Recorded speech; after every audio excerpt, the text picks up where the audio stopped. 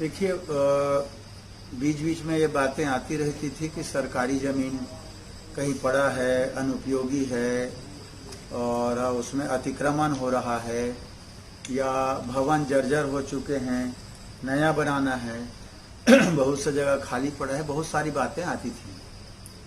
Cabinet में बात हुआ, माननीय मुख्यमंत्री जी के संज्ञान में आया तो माननीय मुख्यमंत्री भूपेश बघेल जी ने निर्देशित किया कि इस पर काम होना चाहिए और उन्होंने 2 हाई पावर कमेटी बनाई। एक में मुझे, माननीय अकबर जी को और डॉक्टर शिव डहरिया को बनाया, दूसरी में मुझे, अकबर जी और अमरजीत भगत को। तो पहली कमेटी जो है उसकी आज हम लोगों ने बैठक किया। माननीय मंत्री अकबर जी और माननीय मंत्री डॉक्टर शिव डहरिया जी और हमारे जो नोडल अधिकारी अंकित आनंद जी, अय्याज तंबोली जी, ये सब मीटिंग में रहे।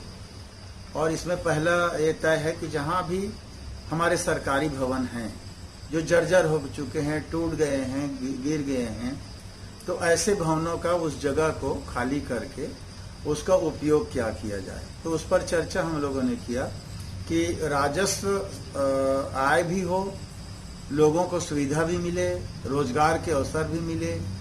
तो पीपी मॉडल पे है, जैसे बिल्डर्स को दे दिए तो शॉपिंग कॉम्प्लेक्स बन गया, माल बन गया, डी मार्ट टाइप बन गया, अनेक चीज है उस प्रकार का।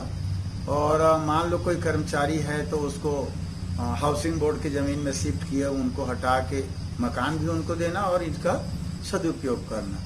तो इस प्रकार से बातें हुई, चर्चा हुई और उस पर एक प्रारंभिक निर्णय लिया गया और फाइनल निर्णय के लिए कैबिनेट में जाएगा। वहां होने के बाद फिर इसको डिक्लेयर करेंगे।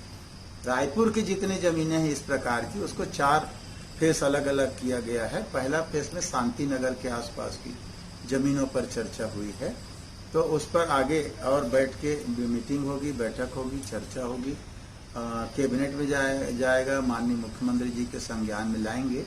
अंतिम निर्णय के बाद इस पर काम शुरू किया जाएगा।